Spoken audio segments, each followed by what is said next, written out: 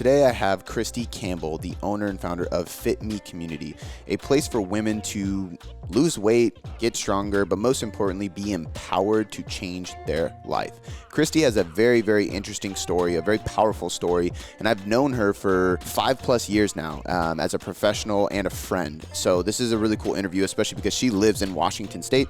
So she was able to actually come to the office and record this podcast with me live, which allows for a different type of conversation and just more of a fluid, natural conversation, which you're going to really pick up on. I think it's going to help you take in the information because one, we're here together, and two, I've known her for so long that we resonate on a lot of things, and I was able to bring out a lot of good information from her, and she's somebody that influences so many women to change their lives. It's unbelievable. She's extremely empowering. She's extremely inspiring. She's a hustler, an entrepreneur, and a mother, and a wife. She does so much and she's so knowledgeable. I think you're going to get a ton out of this episode, especially if you are A, a female, or B, work with females, or C, just want to understand the psychology of a female entrepreneur who gets after it and is accomplishing so much on her own. So I don't want to rant too much, but I love her to death. I'm really excited for you guys to listen to this episode. If you like this podcast and this episode, do me a few huge favors. Number one, subscribe to the channel so you are constantly with us. Number two, hit the alert button, that little red bell, to make sure you get alerted and notified every time we drop a new podcast. And like this podcast, like this literal video, if you enjoyed this. You can comment below if you have any questions or people you want me to bring on the show. Otherwise, stay tuned and enjoy this episode with the one and only Christy Campbell. We live by this guy who was, he played for the Atlanta Falcons, and he broke his neck in a game and didn't know, finished the whole game. And then like later there was so much pain that he went and had surgery and like realized he had a broken neck. He ended up, I think he stopped playing. That's when he retired. But it's like, how do you break your neck and just keep playing? And keep playing. That adrenaline. Yeah, he's a beast. But cool. So to start this out, let's kind of just, we're just gonna jump right in. Let's just dive into your story first. I mean, I've known you, we met in 2016. Yeah. It's been a couple years now. At least. It was in DC, I think, right? Yeah. Oh, yeah. That is exactly where we met. Yeah. And it was a small group. That was the very, very beginning. It was like the first mastermind, I think. That was the very beginning of me starting like my own business. Yeah. Which is cool because I was talking to a kid today. I say kid. He's probably, I mean, I'm only 28. So, but he's in college and he's going for like an exercise physiology degree, but he has a business course and he had to interview an entrepreneur. So he was like, I just need like a 15-minute call. And I was like, yeah, sure. So we got on the phone and he was asking like, man, like you started this business in 2017 and it's already this big. Like, how did you grow so quick? And I was like, well, let's backtrack 10 years ago when I started training people because that's when it started, you know? So there's always like a story before the story. Yeah. This is going to be cool because I really only know your story since then. Yeah, since then, which I think was 2016 or 17. But it might have been 17. I think it's 17. I think it is too. So just 3 years ago, but tons of growth. I've seen you do such cool things. And it was always cool because we'd end up meeting back up at these events and I'd see what you have done and you've seen what I have done. And it was like, that's like one of the most powerful things about a group is when you come back and like I have events for my guys and it's like every time they come back, it's like, what do we do? Yeah. You know, what do we accomplish? But give us the story before the story. Like, how did this all start? Where do you come from? Give us the rundown. Well, you and I met in DC. Yep. And that was a particularly cool weekend because I didn't even know what I was doing. I had no idea what I was even there for, to be honest. That was how early it was in my coaching business. But I really found coaching probably how most people do, which is unless you went to school knowing, okay, I want to be in training and exercise, a lot of people find coaching because they needed it and they find it that way. Yeah. And that's how it was for me. So I was in the Navy and that's where I met my husband. And when I was in the Navy, I ended up having some knee issues and I ended up getting a couple surgeries. So the Navy... Not saying this is not a commentary on military medicine, but I want to say that they botched my left knee ACL reconstruction, and then they repeated it 3 more times. So in the time that I was in the Navy, I ended up with a total of about 10 knee surgeries. I'm not exaggerating. Holy shit. I was just complaining about my knee. Yeah. I've had 3. So I've had 4 ACL reconstructions on my left knee and then a microfracture and a couple extras on there too. And it all was basically, you know, a series of this surgery didn't work. Let's do this again. Let's do it again. So the reason I say that is because I was a fit kid growing up, but mostly just because of sports. I loved soccer, but I ate like garbage. Like I ate, you know, never ending cereal, hamburger helper, like processed food kid to the max. Yeah. And I mean, I grew up in a single mom situation. She did the best she could, but she wasn't making home cooked meals for us. So we were just eating whatever. I used to go to school and I remember I'd get 3 Otis Spunkmeyer cookies and a bag of popcorn. That was my lunch. What year were you born? 83. Okay. So, Yeah, I feel like the late 80s, early 90s was like the boom of processed food. Yes. When a lot of that stuff started getting created. my favorite thing were like those Nutter Butters that you could like break into pieces, you know, like the wafers that are stacked like 6 deep, you know? yeah. So, I mean, that's how I ate. And when I went into the Navy, I still ate that way. It's just that when we learned about, okay, well, we have to make weight or we have to make sure you don't gain weight, right? Because you're in uniform, and especially for girls, you know, if you gain weight, because when you go in at 18 and then you turn into like a 22-year-old, bodies change. Yeah. But especially like if you take like girls gain weight in college, it was similar. Yeah. So anyways, the reason I say that is because in the Navy, my intro into eating healthy wasn't eating healthy. It was like Slim Fast. Restrictive. Yes, it was okay. So you got to fit into your uniform. So you better start drinking Slim Fast, or you could go to the dietitian. They'd give you like a special meal kit for chicken and eggs. Slim Fast. They used to sell that by like the crate at Costco. And I remember like every friend's mom had Slim Fast in the fridge. Yeah. And none of them were in shape. So like it didn't work. It doesn't work. And as we talk about it, I can literally taste like the metallic. That like chalky. That taste. And honestly, growing up, watching my mom, she always struggled with her weight. And what I knew of, again, weight loss to me was Weight Watchers. Right. Or microwave, you know, Slim Fast meals or whatever it was, you know, Smart Ones or all those points. And that's what I thought healthy eating was, and then eating was just the junk food that I ate. Right. So you take that mentality around food, and I loved sport and exercise, but then when I got into the Navy and having all those surgeries, I got married, I have my first 2 kids, and I'm 40 pounds overweight, and not like the kind of overweight where it's 6 weeks after you have a baby. It was 2 years after I'd had my second. And the weight that was supposed to be baby weight was just like my new body. That was where I was. And I think I was probably 27 or 28. And I just remember being in that place where I was like, okay, well, this is me now. I'm going to wear clothes I don't like. I'm going to cover up my body. I don't feel good with my husband because I don't like how I feel. But it wasn't even that so much as I felt like I was successful as a professional. I was successful like as a mom. I felt like I was a good mom. But I just couldn't figure out like what was wrong with me. Like, why couldn't I crack this code? Like, other people looked healthy and in shape. Like, what diet did they do that I didn't learn or something? Or what was wrong with my discipline or willpower that I couldn't stick to yet another like diet thing? And so everything I tried just was like reinforcing those beliefs. So I joined Weight Watchers a couple times. None of it ever worked. I bought an elliptical machine and put it in my bedroom. That didn't work.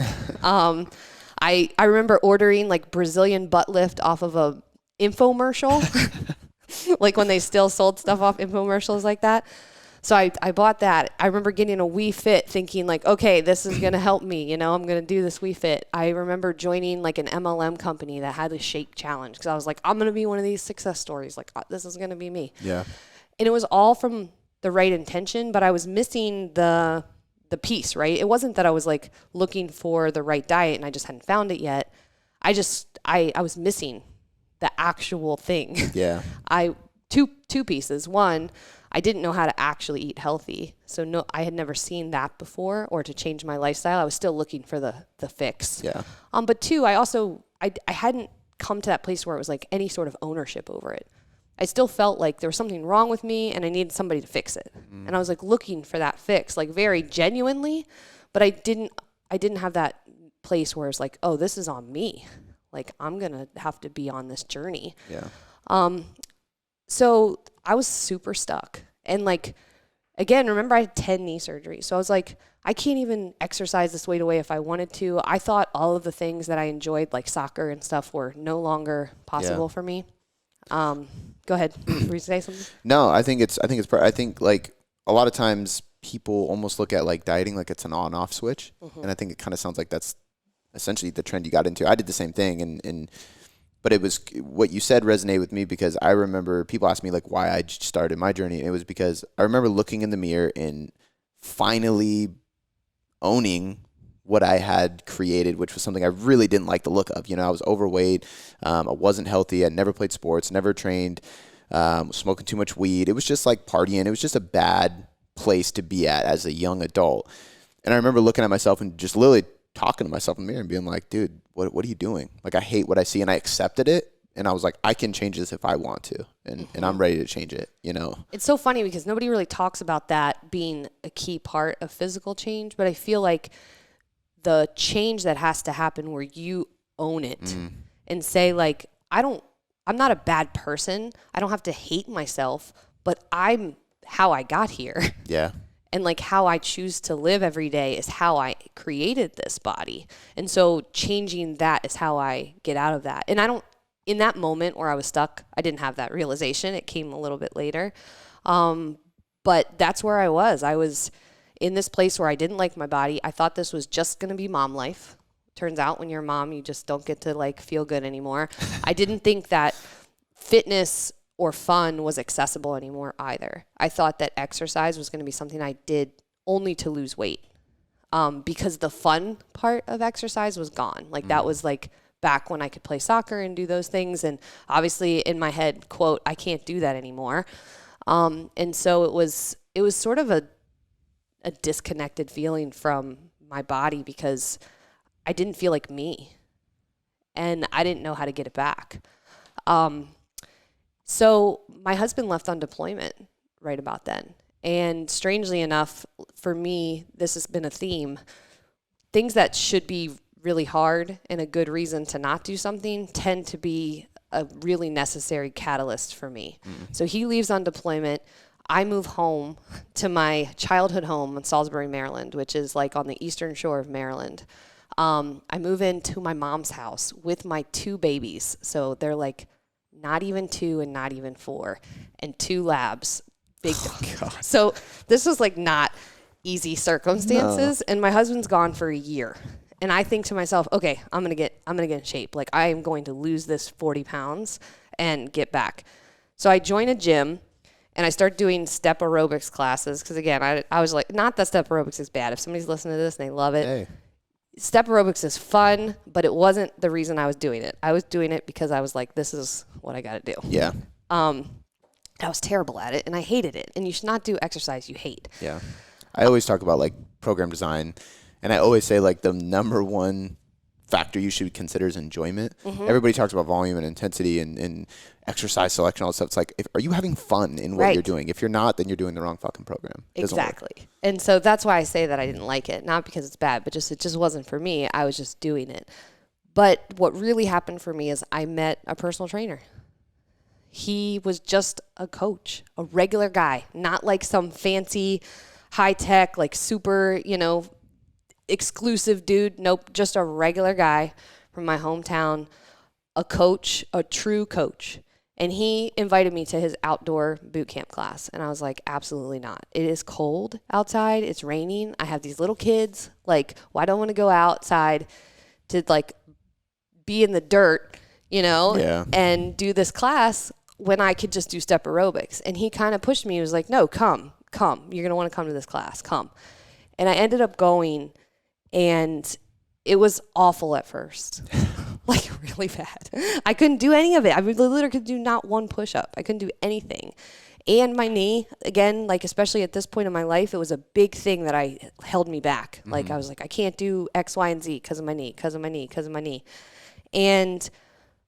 But something about this space that he created, he didn't treat me like a broken person who had a bad knee with 10 surgeries. I remember it was one of the first classes I went to, and I think we were holding our rope over our head. It was awful. And he said something to me like, hey, Campbell, I see an athlete in there. And like nobody had said that to me in so long.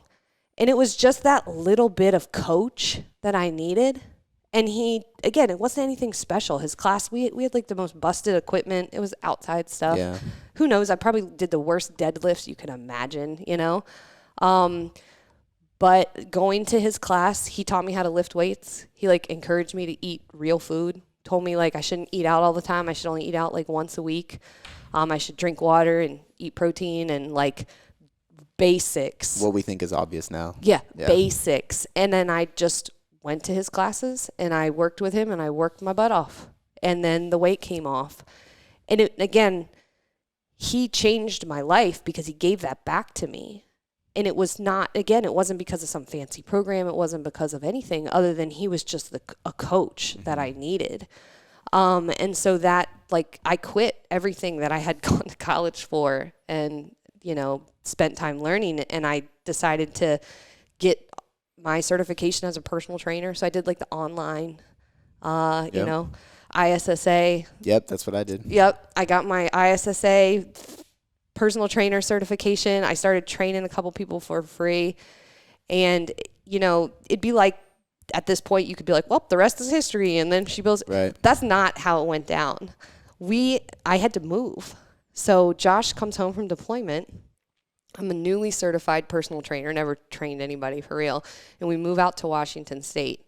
So that's where I live now. Obviously, I'm here in person.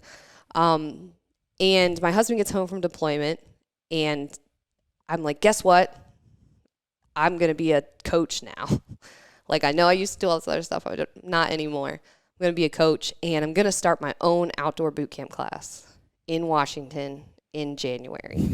And I had like 3 pieces of equipment, like 2 dumbbells, a set of battle ropes, and like a busted tire I got off of Facebook Marketplace. But man, like the first classes I did were at a turf field in Milton, which is in Washington. Mm-hmm. And I made I actually took like an old punching bag that you would hold because my family all did karate. So you have like this punching bag. I actually cut it open and I went to Lowe's, got sand, put a bunch of sand in this, duct taped it, and then I tied a rope to it and like handles. Mm-hmm. So now it was like a sled you could drag. And then I brought Tupperware lids for like valve slides so you could do like core work and stuff. And that's all I had. Mm-hmm. And I was like, I'd like tweet like boot camp at Surprise Lake Middle School, $5 drop in. And like I'd have a handful of people and I would just coach the shit out of them.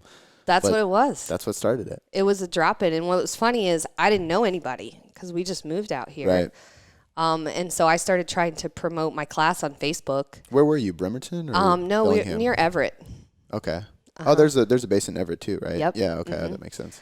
And for the first 4 to 6 weeks, nobody came. Like, I would go show up at the park. It's freezing cold. It's raining. I'd have all my gear. I would have invited all these people, like, hoping people would come, and nobody would come. And they didn't know me. It was just from zero. And slowly, people started to come. And it just kind of grew into this, like, amazing community. And it was very grassroots. It was very much like, exactly what you said. Pay a drop in and I'll just give you the best hour ever. And I'll see you next time. If it's good, come back. If not, then like, nice to meet you. Yeah.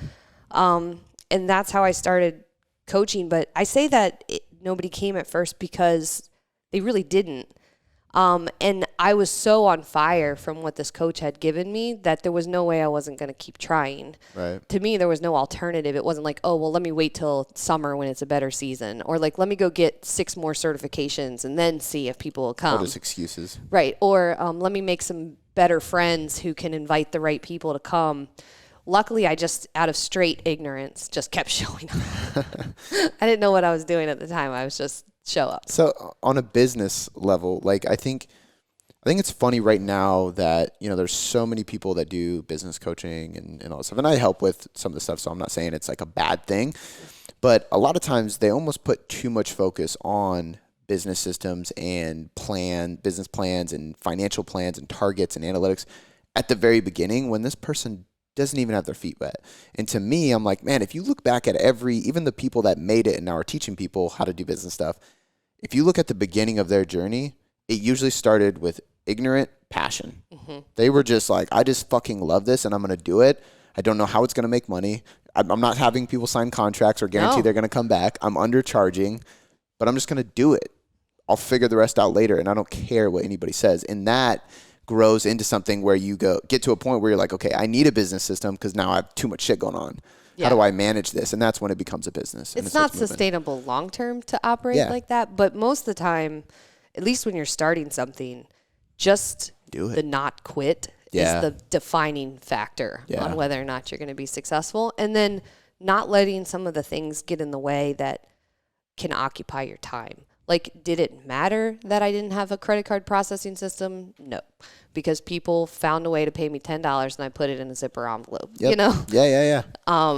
But it was a special season because that was like my very first community that I created. It was the very first time I got the repetitions in of coaching people in person. And it's so important for people who want to work online. If you don't know how to work with people in person, I think you're going to struggle. Like that gives you such a good foundation of connection and communication with people and just empathy. Like knowing, like when you were putting the rope over your head. When I hear that, I'm imagining, because I used to run boot camps, and I remember having battle ropes. We'd have people press them over there and just hold them up there while their partner was doing something. Their shoulders are just burning. So I'm picturing you doing that. And when he said that to you, that made something click. And I think I would love to know a few things that I pulled away from your story was patience, obviously action, taking risk. And I think you kind of just alluded to it, but people always say the first step is always the hardest. Taking action is always the hardest thing. But I would say the second and third time is the hardest, because you can take action once, but if you fail, it's so much harder to get back on the horse and do it again. And if you fail again, to do it again, and you obviously did that. And now you've created this thing where you can talk to other women going through that and showing them the light at the end of the tunnel and teaching them your story and stuff. I think it's so powerful. So long story short, I want to get into if you have what is the foundation of FitMe? What is the philosophy? What is your message? And then I think that'll kind of spin into a whole entire conversation. To just a quick 2-second fast forward is I left Washington. I had to leave that community and business behind. I spent the next 3 years coaching in the CrossFit space, in the weightlifting space.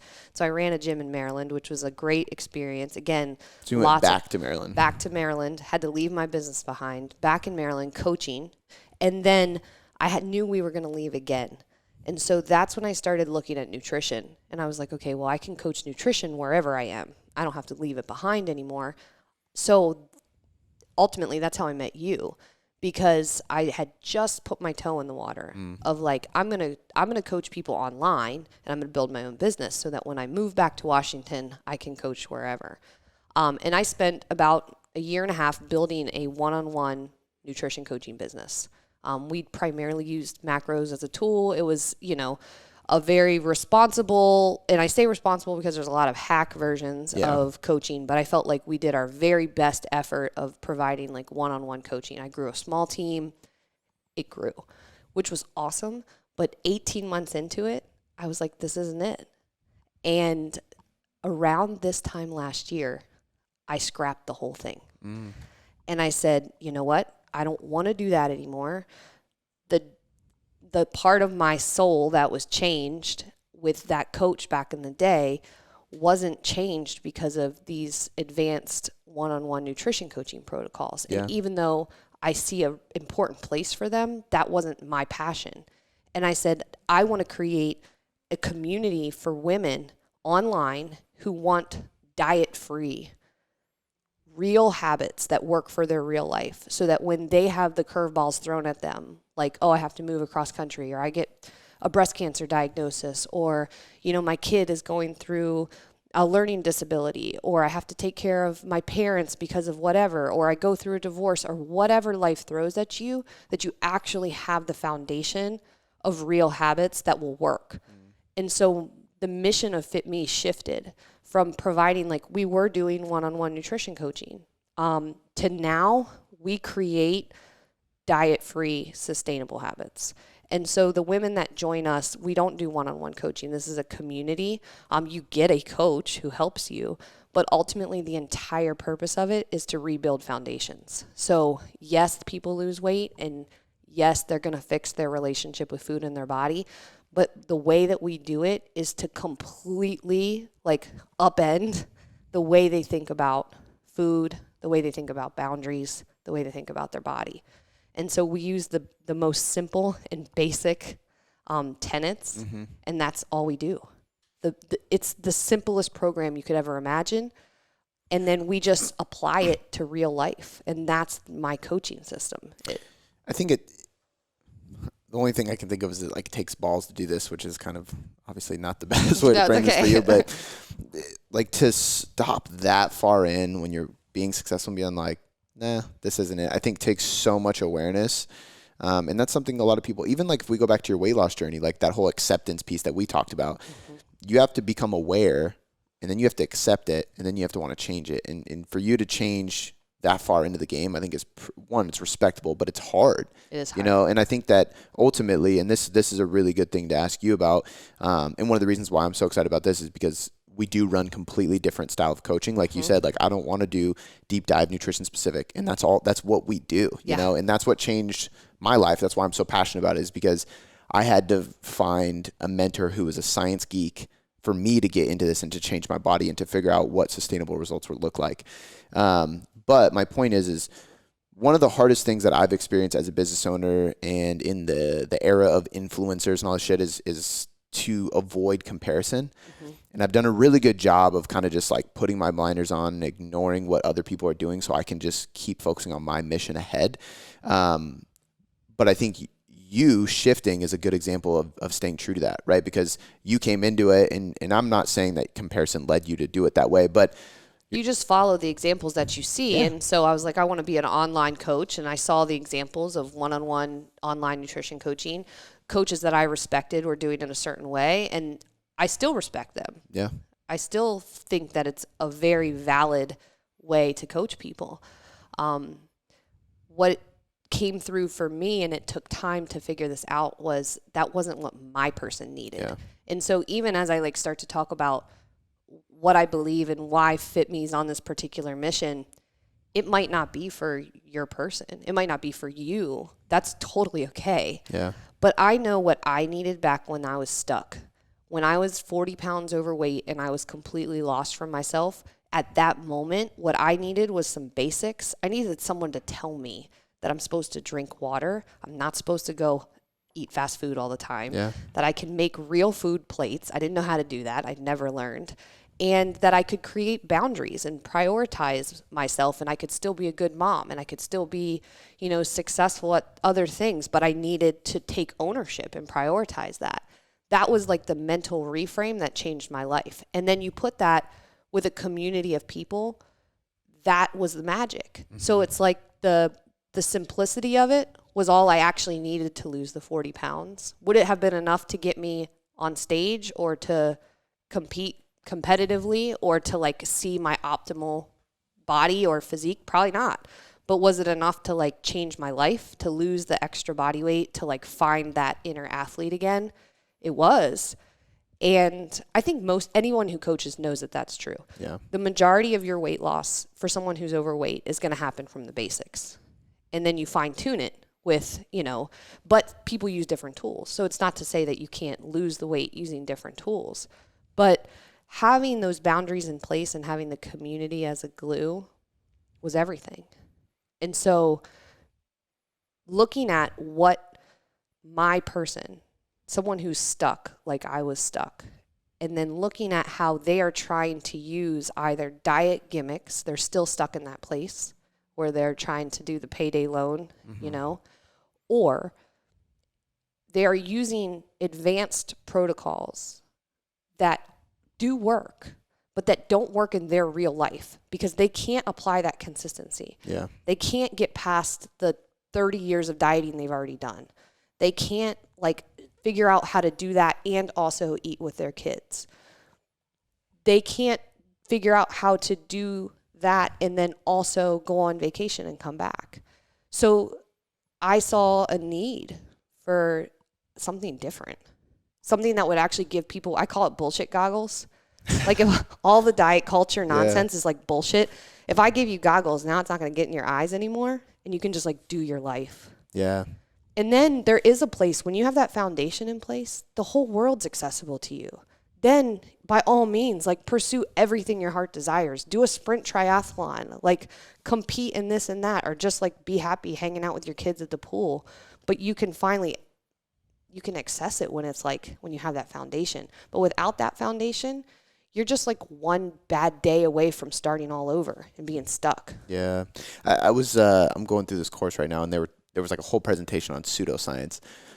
And I wrote a post about like it because it was such a good topic, and I know as soon as I post it, it's gonna cause some controversy because it was like seed cycling, and I know so many people that swear by seed cycling. There's absolutely no literature to prove it's effective. Now there's anecdote from people, and scientists can't say no, you didn't feel that way, you didn't feel better. And if placebo works, then placebo's real. Placebo is 100% real. I've even had somebody on my team ask me about a supplement I was taking, and they were like, "Do you think it works?" And I was like, "If it doesn't, it makes me think it works. So I'm going to keep buying it because the placebo is real." But it went down the list of like alkaline water, and then it went into even acupuncture, and it was like talking about like there's really no like hard evidence that any of these work, and that's okay because if you go and it feels good, do it, you know. But like chiro was one of the things on there. I go to the chiro and I feel better, so I'm going to keep going.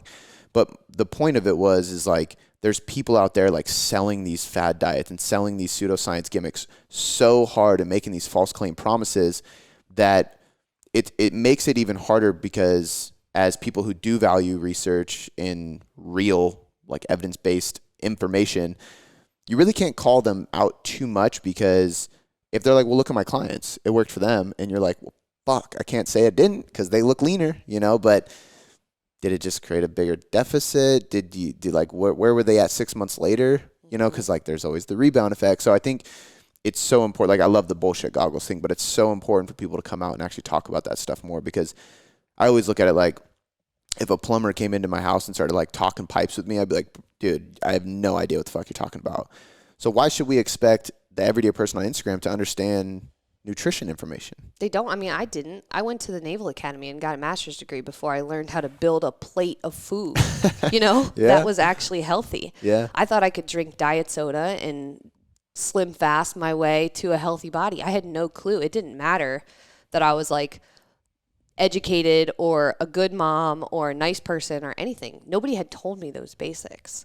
And so really the pivot that FitMe made, it's not that I shifted into like, oh, here's one type of coaching, one-on-one nutrition coaching, and that was bad. I don't think that at all. The pivot that we made is to completely be different in a different space. I'm not trying to even say that someone shouldn't do that. I'm trying to say that my person needs to do this first and maybe forever. Because if you're going to live in body debt for the rest of your life and just keep out taking loans, you're never getting out. I love that, body debt. Yeah, and just like money, there's some basics, right, that some people learn and some people don't. And personally, I didn't learn a lot of financial things either growing up. Again, single mom, she did the best she could, but when she bought something, it usually was on a credit card. When we got a couch, it was financed. When we didn't go on vacations, I didn't know how that worked. And so when I grew up, I was like, okay, well, what can I finance? Like how much can I afford meant like, what could I, how many credit cards could I have? Yeah. And so it wasn't until I had some super basics around finances that somebody's like, hey, you don't actually put stuff on credit cards. Mm-hmm. I was like, nobody told me that. Or you need to have some cash savings. Nobody told me that either. Yeah. So those basics gave me access to other things. But without putting those basics in place, I was going to, again, be forever in debt. And I think our bodies and our nutrition, like our relationship with our bodies are really similar. If you grew up like learning body debt as a way to live, you don't need a diet. Yeah. You don't need another thing. You have to address those basics. And for me, my favorite way to do that is with community, because I've found that people will show up for each other way more than they'll show up for themselves. And that's one of my favorite things to create, is a place where you can make true, meaningful connection in the online space, which is hard to do. Yeah, it is. And then have a reason to show up when you don't want to, and have a reason to care about somebody else's journey when yours is hard, so that you'll still keep showing up. And when you create that kind of consistency over months and then years, that's how you change lives. Or at least that's how I can make a difference for people. Yeah. There's so many things I want to pick apart there. One thing that came to mind just for people listening, I think is a good financial tip. And it's funny that I learned this from Jay-Z because he said it in an interview. And I was like, when I was really young, I heard it. And he basically said, like, don't buy anything on a credit card unless you can buy it twice cash. And I was like, that's a great fucking mindset to have. Because now I'll never have that big credit card bill and being like, fuck, I can't even pay it off this month. You know, if I wanted to, I should be able to, you know, or just clear it every month, right? But it's a perfect parallel, actually, because if you have your financial ducks in a row, there's no reason you can't use a credit card sometimes. But if you don't, then credit cards are absolutely off the table. And that's exactly how I treat the nutrition boundaries. Soda, for example. If you've got all your nutrition ducks in a row, I could care less if you drink a Dr. Pepper. It does not matter to me. But if you are living in body debt and you have backwards mindset around all this, then soda's off the table. That's a boundary that has to be there for our day-to-day. Well, and that's what real flexible dieting is, right? It's like, let's get your ducks in a row. Let's mark off all your health check marks and boxes. If you crush all those, have your Snickers, do whatever. I don't give a shit. But you got to hit those first. Did you get your omega-3s? Did you get your healthy fibers? Did you get your fruits and vegetables? Did you get your water? Like, did you get your lean protein? Okay, cool. Now you can have whatever it is you want. And I actually think, like, this mindset, I've learned this over the last 2.5 years since my daughter was born. It's so unbelievably important to watch your vocabulary and self-talk around children, because we talk about, you've been dieting for 30 years. You've been dieting. I've had people say, like, oh, I started dieting when I was 12. I was like, what the fuck?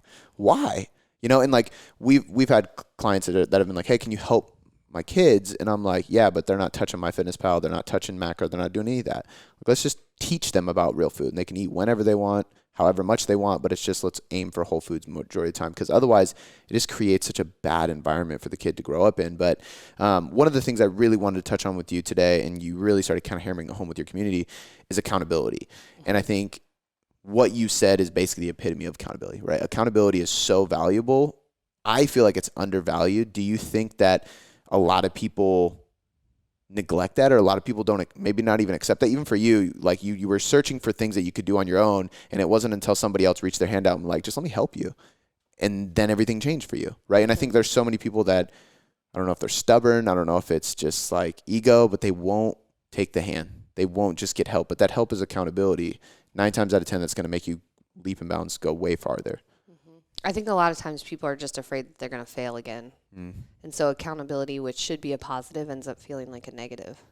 Because if you think that you're going to fail, it feels bad.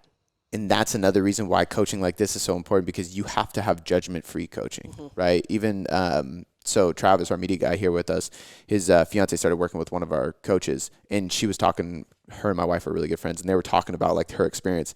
And she said, she was like, Matt, I fell off my diet for a full week, but having that check-in with Lisa helped so much, because I could talk to her about it and I had a chance to reflect, and it wasn't like shame on me. It was like, oh, okay, this is why I wasn't able to stick to the plan. Here's how I do it better. Like, here's how I change. And if you don't have that judgment-free space, I think that's where accountability gets dangerous, because then it's like the fear of checking in, because you don't want to be ridiculed. Exactly. And I also think no matter if you are coaching one-on-one, if you are on a team, or if you're in any environment, if you have no idea what your values and culture are, then you can't create that space.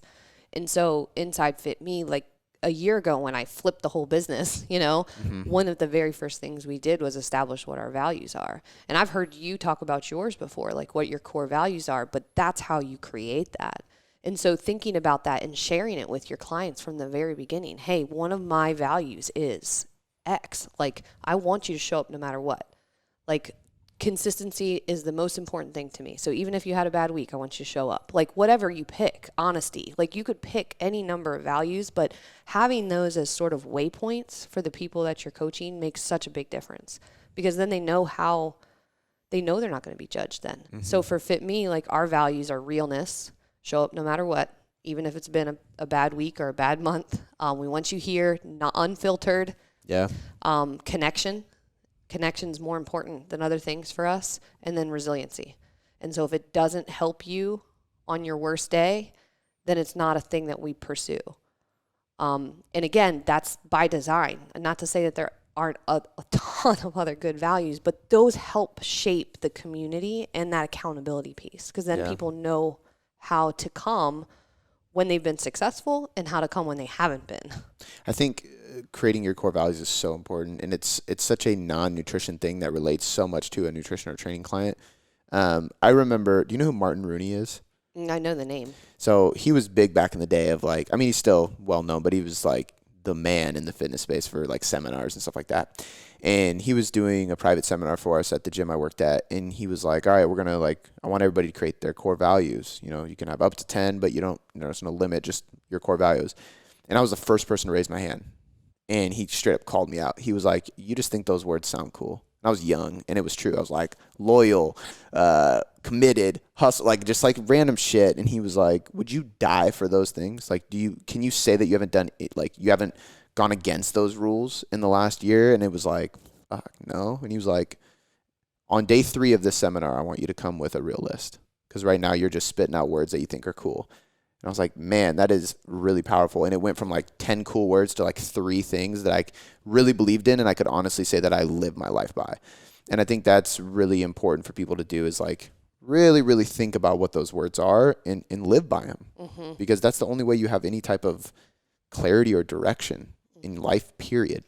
It's okay to brainstorm 10 or 20. Yeah. Like that brainstorm process can be 10 or 20, but then getting down to why you choose the ones you choose, that's the secret sauce. Mm-hmm.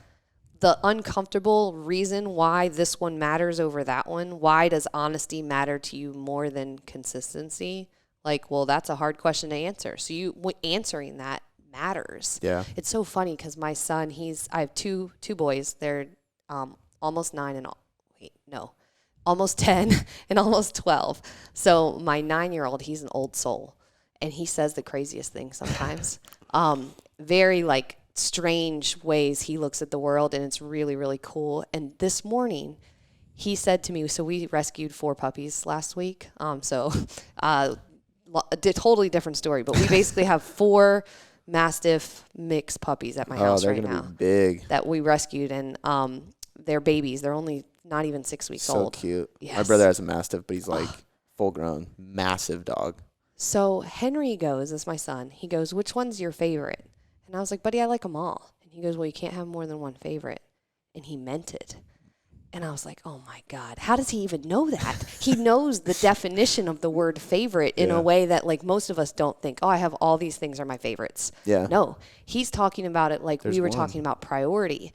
You can't have multiple priorities. You have a priority. You know, everything else is just in line. Yeah. It was so funny that he said that, but it's true with these values too. If everything's your values, you have no values. You have to define what's important to you. And they can change in different seasons. They don't have to be like etched on your tombstone, but you got to know your principles and what matters to you in a coaching relationship. And you have to verbalize that to the people that you're working with. Yeah. Isn't it funny how much your kids will like teach you things like that, or like just remind you of things? Like even like my daughter's only 2.5, but some of the stuff like cracks me up. Like literally, actually, just yesterday, we're trying to teach her because she'll like throw a bottle and then go get it, and I'm like, no, you get your ass up and get it. I don't say that, but I'm like, get up.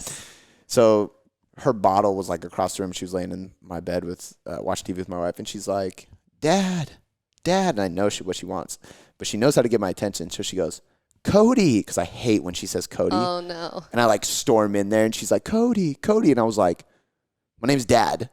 Don't do that. Goodness. And she just like is grinning at me, and she goes, Baba. And I'm like, oh my God, this girl.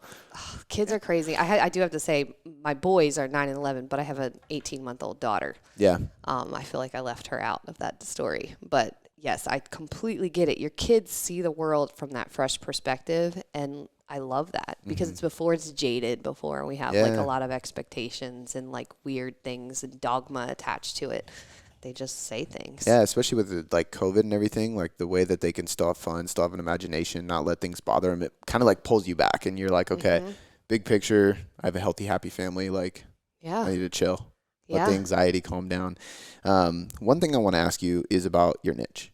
So you've kind of alluded to like finding your niche multiple times without telling us like how you find your niche. And I think that's a question I get all the time, and it's hard for me to answer because my niche kind of found me. I didn't really try to seek out a niche, but it sounds like you did try to seek out a niche and you were successful at it, but then you realized it wasn't really like your calling. It wasn't really your true niche of a client. And so you shifted and pivoted. How do you suggest people find their niche? Is it more about finding people who are more like you? Or is it like, is there like a practice you went through or some kind of aha moment that you had to go through? I think I know the answer to this, at least for me. In the beginning, it's not bad to do repetitions first. So if you start coaching and you don't know, I do think it's totally okay just to spend some time working with people. Yeah. That can be a totally legitimate path. I also think some people just come right out knowing exactly what their favorite thing is. There's two kinds of niches, in my opinion. I don't even know if I say that right, niche or niche. I have no idea.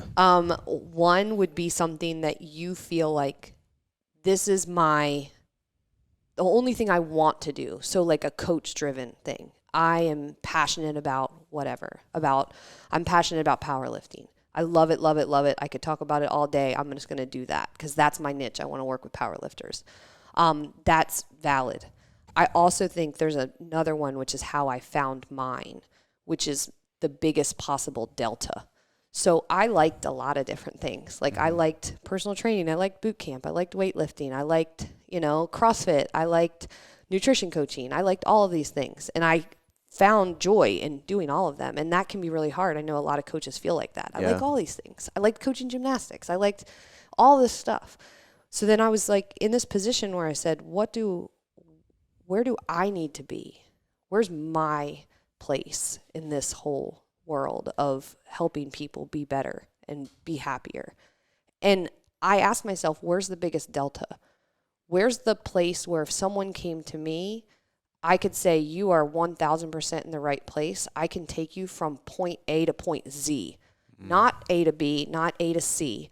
I know a lot of coaches who could do that, but I'm the right one to take you this distance. And that delta was where it helped me find my person. Because then it helped me clear it up. Like, okay, I can teach you how to do a snatch, right? A weightlifting snatch. But I'm not going to give you the biggest delta there. I know people who could, though. Yeah. That's your jam. Okay, you want to learn how to do a handstand? Like, I can teach you, but I'm not a gymnastics coach. There's somebody over there who can do that. You want to fix your hormone profile? Like, I could probably help. But that's, again, like my biggest delta became I can fix this fundamental foundation of your daily habits, in the way you think about food, these basics, and also the fact that you're alone and I can connect you like glue to a community that you would never have access to otherwise. That's my delta. Yeah. How important is transparency within that group that makes it effective? Because I think there's a lot of groups out there, but yours is like astonishingly powerful compared to most I've seen. It's everything. Is it that transparency inside that group that gets people to actually stick to or actually see those changes because they're not faking it? Like, what is that? We have a couple like guidelines. Other than the fact that we talk about our values, realness being one, that helps people be transparent and show up. We have a no mean girls rule. So we guard that community. If you're a mean girl, you're out. Like, you'll ruin it. I won't have it. And so I need a place where if you're quirky, if you are imperfect, if you're doing your best, if you had a shit week or a shit month, you can still show up and continue to do these basics. And you can't do that if you let mean girls in. Yeah. So it's insular in that way. But also I think our coaching team tries to lead by example. So we're flawed and imperfect, and instead of hiding that, which you normally see like on social media, we try to lean into it a little bit and say like, this is where I'm working on me and I'm on this journey with you. I'm just in a different place. I can help you with where you're at, but I'm on my own journey too. That creates the kind of transparency that allows people to feel safe in a community. I think that builds so much trust and respect, and then that leads to transparency, because I think if you're just real, raw, authentic, like, it's so much easier for me to trust you and tell you my realness because you're out here putting it in the public. I know you're not going to judge me for mine, you know? And I think that to me, that boils down to acceptance, which is, I wanted to touch on body image with you today too, because I think you're really good, even just from following you on Instagram, you're really, really good about like empowering women with that and not worrying about exactly what you look like or being perfect. And I've talked to plenty of people about this. Like, Instagram is definitely a highlight reel. And I've even said, for me, it's like, I don't post negative shit on there. So it is a highlight reel. Trust me, I go through shit too. But we all do it. I have no reason to put it on there. So, but you do a good job of putting whatever you want on there and empowering people. Do you think, like, how do you get people, I guess what I want to know is, how do you get people to accept imperfectness? Like you just said, like, if you're imperfect, this is a good place for you. We're all imperfect, essentially. But how do you get people to accept that? Like, what's the key? Because I think that's like one of the biggest struggles most women have, is just accepting where they're at, and that it's not where Susie on Instagram is at. And that doesn't matter. That's a really good question, because it's tough. I feel like part of it is that ownership piece. Because when you start to make decisions that take care of your body, it helps with the confidence piece. Like, the why, in terms of why I work out, is different now than it used to be. Back when I was stuck, the why to work out was to burn calories so that hopefully some of this weight would go away. Yeah. The why for how I work out now is because I want to take care of myself. It's not always fun. Sometimes I hate it, just like everybody, but it's because I'm showing up because I want to take care of my body. And the reason I say that is because that little mental shift translates into being imperfect. It's like, I had my daughter 18 months ago.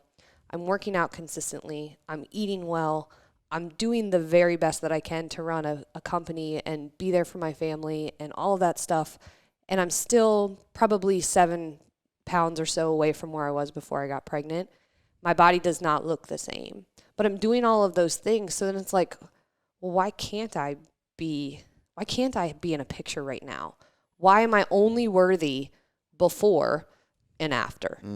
Like, in women especially, we get in this place around pregnancy and around transformation. I know men do it too, but at least from my perspective, I see women where you get to take maternity pictures, and then you get to take the pictures of when your body is all the way back. Yeah. But none of the journey is valid. You're just on your way, or like, you're doing a good job, but you're not quite there yet. That's great. But that also makes you feel shitty. Yeah. Like, what if you're doing your very best? And so sometimes I show up real even when I don't want to, because this particular mission is important to me. I want to create an example in the fitness and nutrition space, particularly for women who don't feel like their bodies look like fitness models. I want to create that example as a business owner and as someone who's trying to make a impact in the world, that you don't have to have like perfect makeup all the time or look great every day to show up on camera. You can just show up as you are.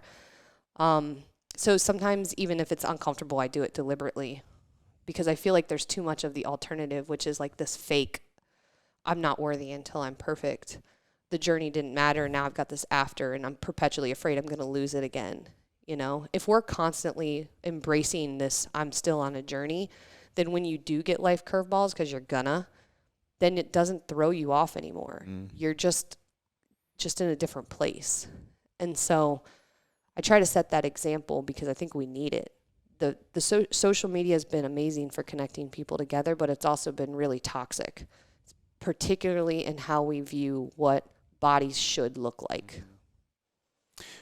Do you have specific practices you give your members to like shift into that mindset? Because obviously, like, everything you just said, I 100% agree with, but I know there's going to be people listening. It's like easier said than done. Super easier said than done. You know, and I think it takes getting it done to consistently get it done. Like, it's one of those things where the first time's always uncomfortable. And a lot of times, what's funny about that is a lot of times people don't judge you.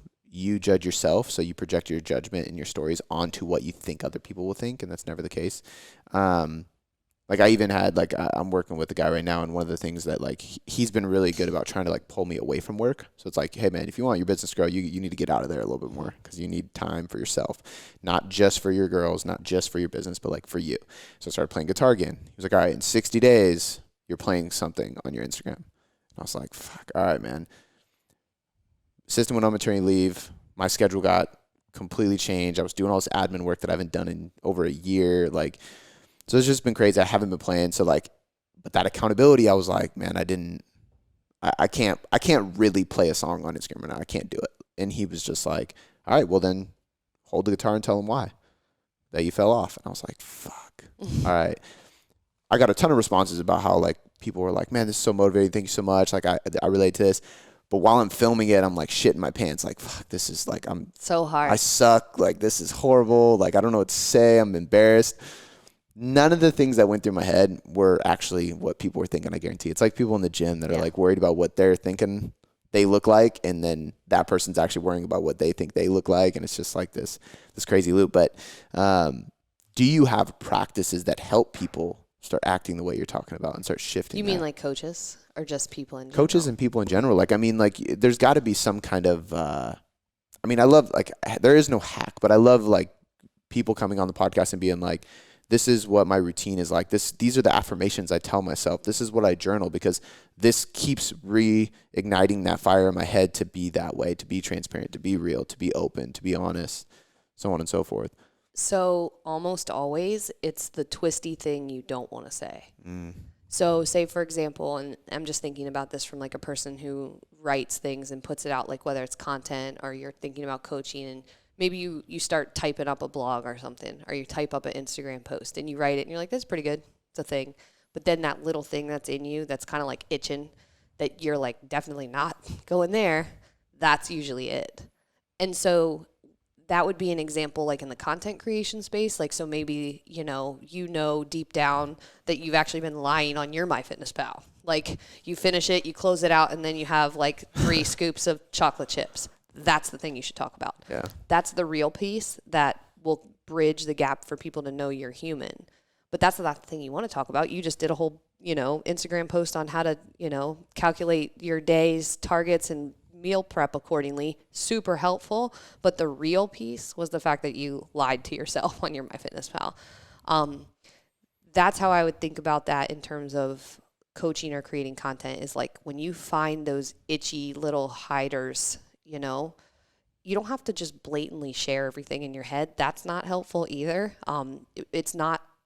We're not helping people by just dumping all of our crap onto the universe, but those pieces of you that feel insecure or uncertain or like a child, or those matter, and that'll help somebody meal prep. It's not just like a diversion where you're like going to shoot the shit about nothing. It's okay, you're a human. You still do this like I do. And now I'm going to listen to you and follow your plan for meal prep. For people who are, more starting out in the coaching space, you get those twisty feelings sometimes when you're in a room with new people. So if you go to a certification and everybody in there, you're like, I'm the only one who's chubby. Or like, I bet everybody in here can lift more than me, or everybody in here is smarter. Those twisty feelings, those are the ones that if you share those to your people, that's how you start your coaching business. Because your person feels like they're the fattest person in the gym. Your person feels like everybody else in their spin class can keep up and they can't. And so that's your human bridge. And again, it doesn't work if you fake it. So like, don't go like mining for fake authenticity. Yeah. But if you feel those feelings, then that's how you connect to people. And then once you create trust by sharing that, then it becomes reciprocal.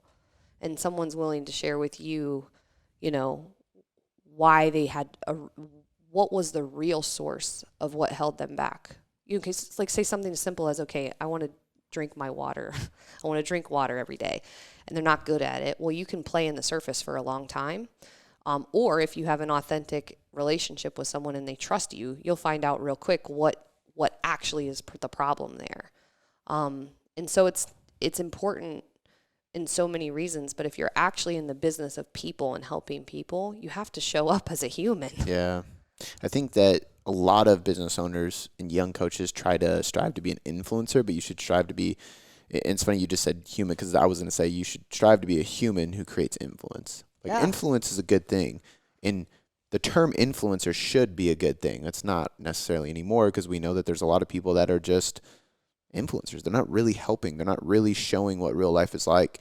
And I think it's important, like, for people like us who are not genetically gifted to look amazing, put that kind of stuff out there, you know, all those Nutter Butters and Otis Spunkmeyer that's what I'm cookies. saying. I was overweight. I get it. And that makes my message more powerful because it's like, hey, I struggled with my weight for years, but I figured it out after a while. And I'm honest too. Like, people are like, how long have you been training? I'm like 10 years every single fucking week. So it's like this, it doesn't happen overnight. I'm not saying you need to sign up for 10 years of coaching, but you should sign up for a year. Yeah. You should commit. Like, and I think our program is only a year. So speaking of that, that was one of the things we changed. You know, used to go month to month one-on-one nutrition coaching. Now my FitMe program is a year. So we allow people to come in for the first 3 months. And if it's not a fit, then we point them in another direction. And if it is, they're with us for a year. There's no in between. I love that. I think we've considered upping ours as well. Ours is 3 months right now, which is more generic in my realm, but I always have the conversation with people, and I'm like, if you don't have the mind frame of at least 6 months in your head, I don't care what your goal is. Even if your goal would take 3 months, if you don't have at least 6 months in your head, you're not in the right headspace to do this, because it's always longer than the timeline you think, right? And if you calculate like the percentage of weight that should be lost per week and what your goal is, and you do all that kind of shit and try to get sciencey with it, it might tell you 12 weeks or 10 weeks or whatever it is, but it's going to take longer. Mm-hmm. Like you said earlier, life happens. Like, if you don't understand how to be flexible, if you don't have a timeline that can expand if it needs to, there's going to be a birthday, there's going to be a barbecue, there's going to be a bad day at work, there's going to be a fight with your spouse, there's going to be, anything. I remember my fridge broke, and I was like, holy shit. And then it broke on the Saturday after Black Friday. Mm-hmm. So I was like, all right, I'll rush deliver a fridge. Everyone's sold out. Because Black Friday deals were going crazy. And me and Shannon were like, what the fuck? We have breast milk in there. Like, we need it for... No. Oh, it was a nightmare. So I found this mini fridge to put in the garage for the time being. But point being, that threw off all my meals. Right. And it's like, okay, what do I do? Do I say, fuck it, I'm going back to the Nutter Butters? Or do I say, all right, well, the gas station has jerky and an apple. Exactly. Let me figure this out, And I think that's the big key. And that takes time. It takes education. Take time. And for someone who comes to FitMe, there are faster ways to lose weight. Yeah. We are not the fastest. What we do is I will change the way that you have to approach this for the rest of your life. Mm. And so it's going to take a year minimum, because we're working with, again, someone who's been in body debt, and we're going to fix how you think about food and how you think about your body. And that just takes time.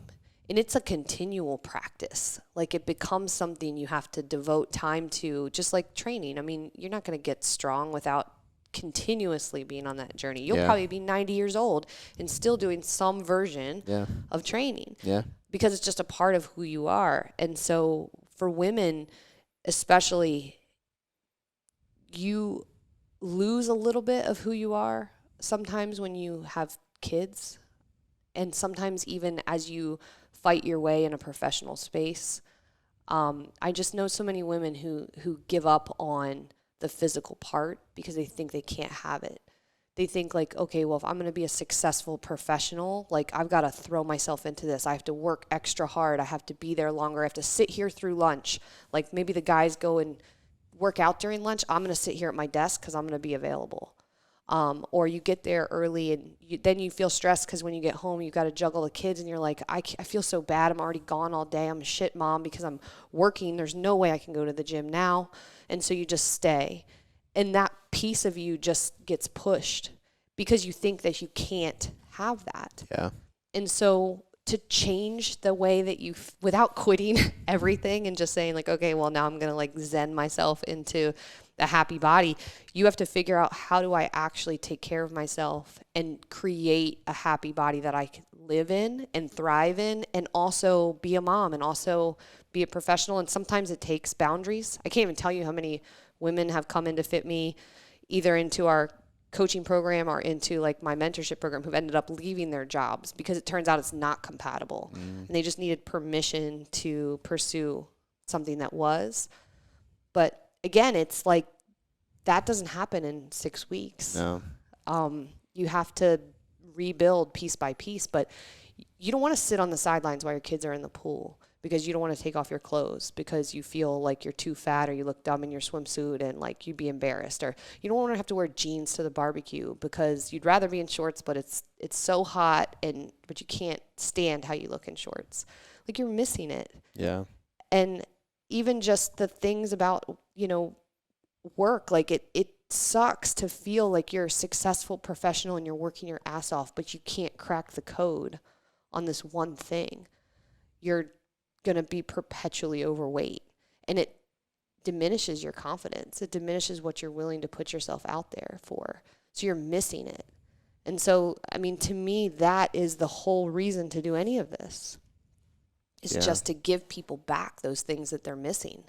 When I think like this work that takes so long to develop, kind of like to develop your mind to be able to sustain this, it's so much different than fat loss because there's so many people who are lean or continually like cyclically get lean. And you see them on Instagram for 6 months and then they go away for 6 months and they come back, you know what I mean? Mm-hmm. And they can get as shredded as they want, but it doesn't change their mind frame. And it's when you commit to that long term, you take the slower route. Even for us, when we have somebody that I'm like, hey, you don't have a ton of weight to lose. I am going to go pretty aggressive with your diet because I think it's the only way this is going to work.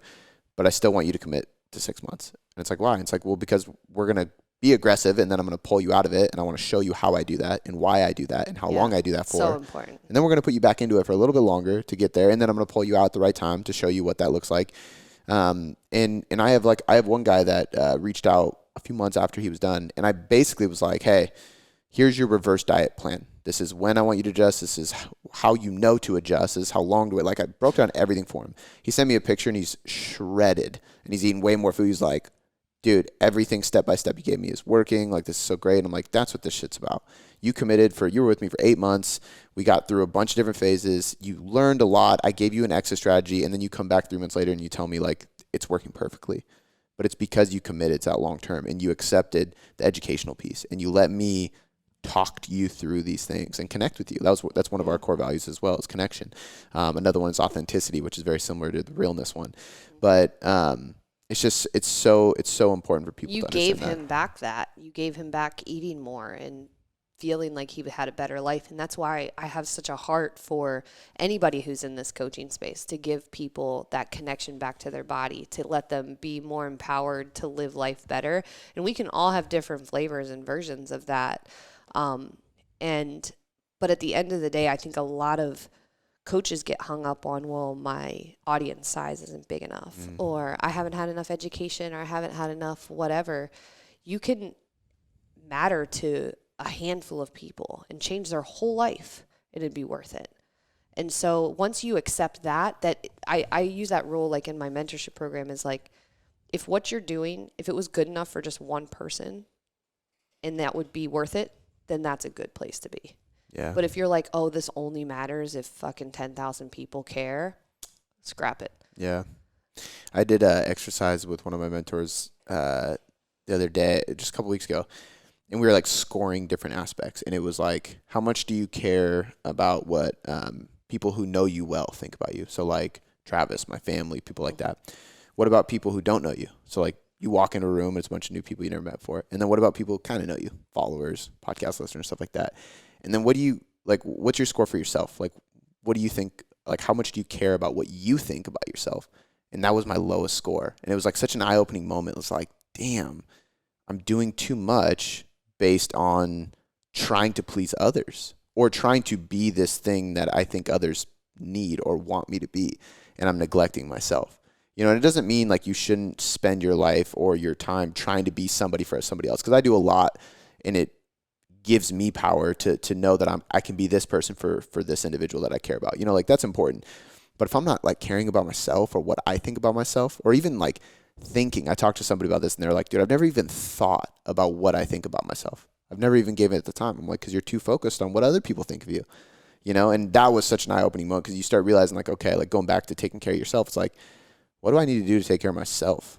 What do I like, what's the man I want to be just for me? Especially for someone like you who's, you've built something. You're able to help other coaches build something. You're able to help people who come to, your company have something. That's a lot of pressure to just push, like how to be more successful. It feels like there's not a lot of space for you in there. Mm-hmm. And then when you carve it out, it's by default. If you say yes to that, you're saying no to something else. Yeah. And when you feel that pressure, it's a good thing. I think that can be like very motivating, but it also could make you say, well, like you care more about those metrics than you do taking care of yourself. And it's just the same game that everybody else plays. It's just a different space. Yeah, I've said multiple times, like the hardest part about success is the responsibility to keep it up. Mm-hmm. Because the more successful you get, the more responsibility you have for other people. Like making sure other people have food on their table, making sure that the people who rely on you for their results, for their support, for their accountability, for their education, like all those kind of things, for your family. It's also why I always say, and something you said earlier kind of made me think of this, but like I always say balance is bullshit. And what I mean by that is like you're not going to be able to divide up your time. So if you're a busy mom who's also working, who really wants to take care of themselves, but they have kids at home that are waiting on them and you got to help tutor them. And it's like all this stuff right now, homeschooling kids, like you got to find time for yourself within there anyway, even if it takes time away from your kids, because if you don't do that, then you can't be the mom you need to be for your kids. 100%. And I had to make a decision with my wife of like, if I'm going to build this thing the way I want to build it, I'm going to have more hours in the office than I am with my daughter. Mm-hmm. There's no way around it, and at a certain point I was able to be like, okay, I'm not working weekends. Like I'm going to be home by 5 and that's with my work and everything. And that's still not even half the amount of hours that she gets to spend with my daughter. She's also the perfect person for that role, and I'm the perfect person for this role, and I accept that. But if I go home and I'm present, which that thing on the iPhone that like allows you to block apps has been a fucking lifesaver for this. But if I go home and my energy's there, then to me that is balance. It's not about the hours, it's about quality. Less but better can be totally legitimate.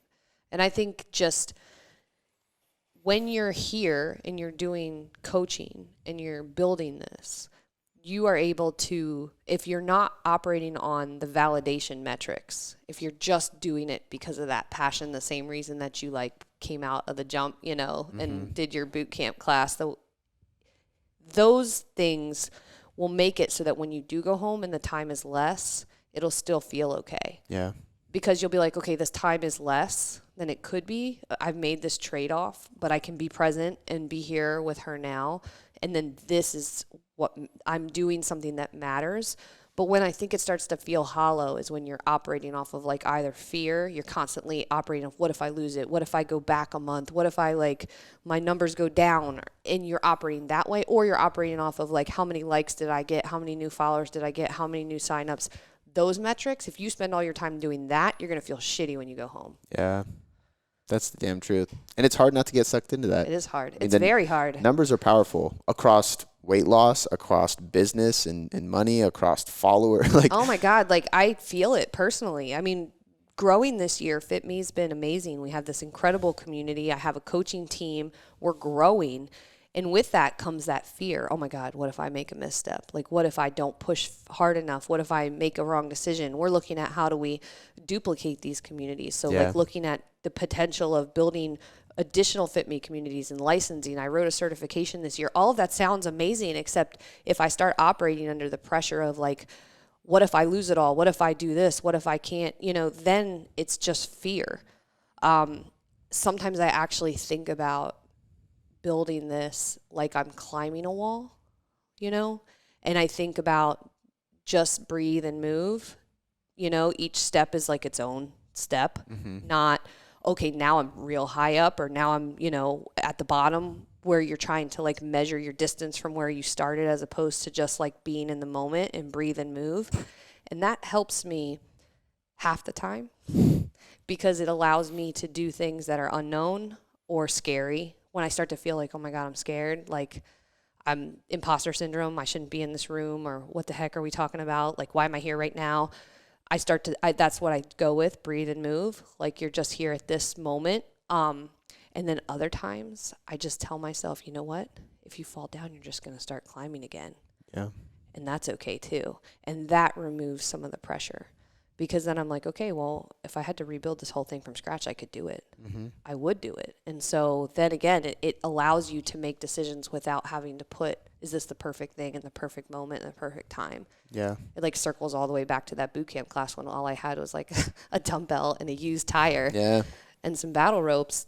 No perfect things were happening in those moments. And it still turned into something really special and epic. Like, that community was special. It was small. Nobody gave a shit. Nobody looked at it on Instagram. Nobody cared. It was really special. And so I think for, coaches who are listening, if you can remove, you've set a really good example in this. And I won't forget that you even said that to me 2.5 years ago when we met about the blinders. You need them. Yeah. It really helps, because if you're worried about what other people are doing, it's human nature. We can't help it. So put those blinders up and just breathe and move. And if you fall down, then just do it again. Yeah. Yeah. I think like you're a good example of leading by, like, you do what you do to create value, and you do it with something that you're very passionate about. And I think that, to me, I love that, because that has created your success, not your followers. You know what I mean? You have a powerful Instagram, and it's very like inspiring. But it's very small. But there's also people who have hundreds of thousands, who have small businesses. They're unsatisfied. They do it for the gram constantly. And it's good for coaches to hear this, because in the day and age of social media, especially with like Instagram algorithm sucks right now. So like it's even getting less and less engagement, but there's a lot of businesses that are still thriving because they don't rely on social media to dictate it. They post on social media, they do stuff on social media, and that's great. At the end of the day, if you're creating value or impact, it's going to work out. Like Seth Godin has that thing, is like 1,000 raving fans. Yeah, I love that. You need 1,000 people. Yeah. Like, you're straight, so it's not. And it depends what you're selling. You could probably do it with 100, honestly, if you're selling a high ticket thing, and you're creating a lot of value. But no, I think it's cool having you on here, because you're a role model for that client, the coaches that need to hear that, because I'm always trying to scream it. And same with the blinders thing. Like, there is hacks that you have to use. Like, you do have to put your phone on Do Not Disturb. You do have to make a commitment to yourself that after you post, you're going to close it. Maybe you comment back, but you're not going to start scrolling and scrolling and scrolling. You have to make commitments to make sure that you're not doing the things that put you back in that loop of comparison. There is a certain amount of discipline to that. I think that you can hack some tips and things like that, but at the end of the day, it's like food, right? You can set up systems that help you be successful. Really important. But there has to be a certain amount of like, I'm just choosing to not do that. And I think coaching and building a business and having work-life balance and being happy, there takes a little bit of true discipline and ownership over, I'm not going to pick up my phone the second I open my eyeballs and let an email ruin my morning. That is nobody's fault but yours. And I've done it to myself more than one time, or I'm sitting here with my kids and I choose to go look at text and get distracted down a rabbit hole. That is not that person's fault who texts me at the, too late. It's not my kid's fault. That is on me. And so do whatever you need to do. I literally got a second phone. Yeah. I did. I've thought about that too. Because then I turned my FitMe phone off. It's gone. And I have my family phone that really the only people that have that number are my family. Yeah. And then there's that phone doesn't have very many apps on it. And I recognize that there are things that could have made the original phone not show me those apps, and I will just undo them. Yeah. And so this is just my personal boundary. I had to do that. But that was on me to figure out too. And if that didn't work, it was still on me to figure out, well, then what will work so that I can have that balance. Yeah. I love that. We're coming up on time, but I think I could keep talking about this for days. I do want to ask you one final question. It's a personality question that I'm bringing back to the podcast. I stopped doing it for a while, and I had an interview the other day, and I was like, you just seem like the type of person I want to ask this to, so I did, and I'm going to start doing it again. But before I do, tell everybody where they can find you, so I can link all that in the descriptions, Instagram, website, your groups, all that kind of stuff, podcasts. The best way to find me on Instagram is just Christy May Campbell, and I know you'll put in the show notes. M-A-Y or M-A-E? M-A-E. That's how my daughter's middle name is. Yeah, Christy with a Y and then M-A-E, Campbell. I also do a short form podcast. It's called FitMe Coffee Talk. It's like 5 to 7 minutes. I release it every Monday through Friday. That's a great way to connect with me. And yeah, my coaching program, what we do, it's FitMe community. And so if you connect with me on Instagram or on the podcast, you know, if you know somebody who needs this version, I would love to, you know, referral is my number one favorite way to find people, because if you think of someone and you're like, I know the person who needs this, who has been in body debt their whole life, that's who I want to meet. And so, yeah, but I also love connecting with new coaches because I've been there, I've done that. I built a certification and mentorship program this year for people who are passionate about, you know, becoming the kind of coach that communicates in a way that people will never, ever, ever forget you, and then creating those structures that allow someone to be real and authentic. And so that's the art of coaching. That's the art of coaching. And that's what my certification is. It's those soft skills. It's how to connect with someone, how to ask better questions, how to listen better, how to create accountability structures, how to have integrity and values in coaching. So yeah, that's how you connect with me. I love it. I'll link all that in the description. The personality question I have for you is, you're on a plane, you're flying to Japan, which is probably, or let's say Australia, because you don't want to go there right now. Actually, things are probably more calm there now, but that's where it started. But point being, you have a long flight ahead of you, 10 to 15 hours. If it's Australia, probably 16 plus. You have 2 empty seats next to you. You can choose anybody to be in those seats that you get to talk shop with the whole way there, dead or alive, but they cannot be friends or family. Who are you sitting next to? It's a really hard question. You got to give me a second to think. It's not an easy one. Okay, you're gonna not expect this one. The Rock on one side. I've heard that many times, but I wouldn't expect you. Me? Yeah. And probably not for the reason that everyone thinks, but just because he's a hustler. Yeah. And such an inspiration. I respect that a lot. So just like I know nobody will be like, they'll be like, what? Why'd you pick? But I've had people say Hitler. And yeah, it's crazy. It's insane. People, you know, who you think about connecting and talking with is interesting. Okay, I have to think. Would never want to talk to that man, but yeah, and I say The Rock because I respect hustle. Yeah. And that's one of the things that I know is one of my superpowers, and so I don't think you can not like The Rock. I know. Like, I mean, he has all these businesses. He's been in multiple industries. He's such a positive person. I mean, he's so successful. Like, you really can't not like him. I would definitely, I would probably pick him and too. Plus, he's entertaining. So, you put me on an airplane. If you were like, who do you want to spend a month with? I might pick like a different person. But if you put me on an airplane, I already don't really like to fly. It's scary. And so having somebody who like entertains me. Yeah. For part of the way. I would almost pick Kevin Hart over him just because they're in the similar category. Because he's a hustler too, and he's actually really. I don't know if you've listened to that Joe Rogan podcast with him. So good. Yep. And but he's also hilarious. So that would be a good one. Yeah, he'd entertain you. That's what I mean. Yeah. Totally different. Who's your person? It's changed so many times. I think one of them would definitely be Rob Dyrdek, just because he's debatably the most successful skateboarder that ever lived. And he's a hustler, and he owns multiple businesses. He runs a startup company, so he literally helps people create new things, then he walks away because he loves creating.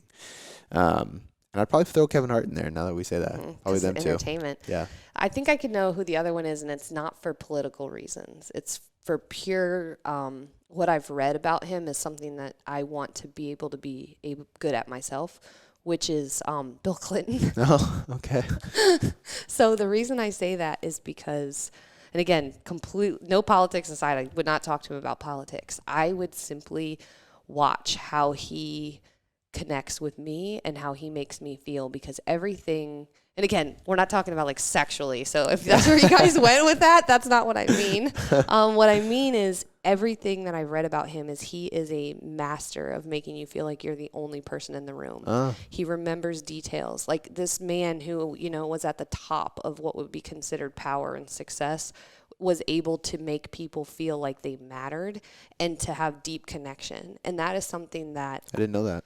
Yes. And that is something to me that is almost like the holy grail of as I try to build this movement that matters, as I try to like create a team and all of this stuff, like I have this deep fear that once I find success that I'll be so distant from everybody that I won't have that anymore, and that I'll just be like this jerk that's like superficial level that nobody really knows anymore.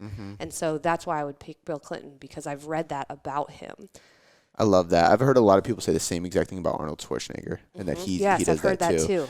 And that's it. I've heard that so many times with Arnold that's been something that's been on repeat in my mind, because as our team grows, it's important for me to like be texting my coaches all the time. I get on a call every other week with every single coach, like no matter what. Like every day I have a call with one of my coaches, except Saturday, Sunday. But to me, it was like I know what it feels like to be a part of something, and then as it grows, the person just kind of gets further and further and further away, and then it's not even really like they're a part of it, you know, and I don't want that at all. So I love that. I didn't know Bill Clinton was known for that, but I can definitely respect that. That'd be an interesting It's probably why he was such a flight. ladies' man, like back in the day, too. Yeah. He probably like used that power for evil. Probably. All right, this is great. This is a wrap. I'm going to link all your stuff in the show notes. If you guys want to check out any of Christy's stuff, click any of the links, give her a follow on Instagram. And yeah, we'll probably have her back out here since she lives in Washington. Not too far. This was so fun. Thank you. Yeah, thanks for coming.